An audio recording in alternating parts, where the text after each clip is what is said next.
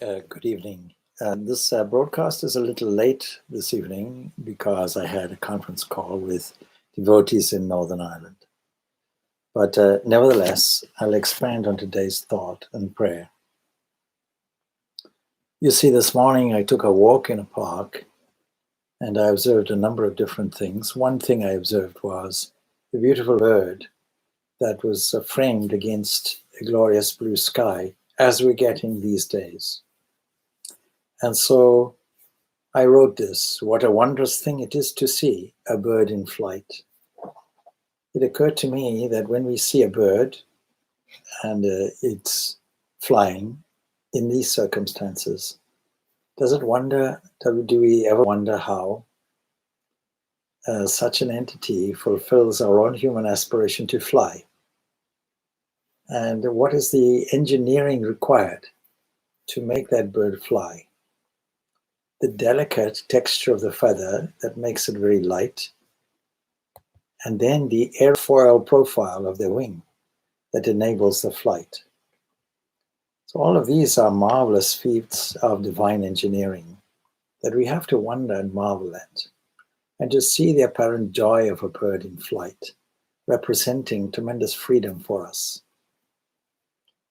And within the bird would be a full mechanism for life. It would be the heartbeat, it would be the blood circulation, it would be the ability to ingest food, the ability to eliminate, the ability to find food, and the ability to fly to different zones in the earth, different geographical regions, where somehow it knows the route without map, without compass.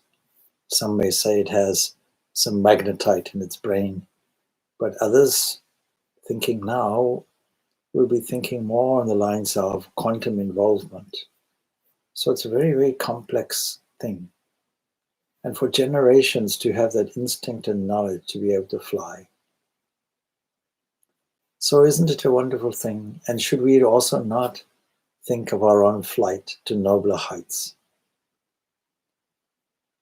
And then when I see it framed against the blue sky, and blueness, of course, always for us indicates infinity. When we look at where the borders are, no apparent borders are there. It goes on. Space goes on forever and ever. And it reminds us of our own infinite nature. And then the sun awakening in the morning. Of course, it's a poetic fancy. It never goes to sleep. In that same way, our eternal witness never goes to sleep. While we sleep, while we put all our problems in the lap of God, and God solves our problems in dreams for us, repairs all our cells, digests our food, and prepares our bodies for the following day, wakes us up nicely in the morning. All of this while we sleep, He keeps awake. And then the whole of nature's children, every aspect of organic life, every aspect of nature we can regard as children of Mother Nature herself. And so they all turn to it and drink its rays of light. In this season of spring, we find rabbits jumping everywhere. And we find all the flowers come out in full bloom. What a wonderful season this spring is, this Vasanta. And so it reminds us of a new spirit of birth. In April, Christianity celebrates this with Easter, a new opportunity, a kind of death of the old, and a new birth of the new, the spiritual.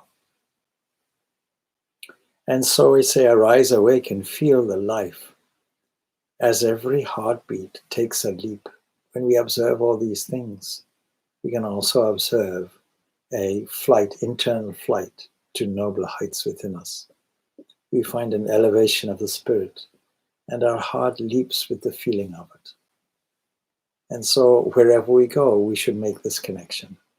We should take every clue that we have in nature. We should trace it to its origin with a great depth of feeling until we make actual contact with the reality. So with these few thoughts, I bid you good night. Sleep well. Until tomorrow. Om Shanti, Shanti, Shanti. Peace, peace, peace be unto all.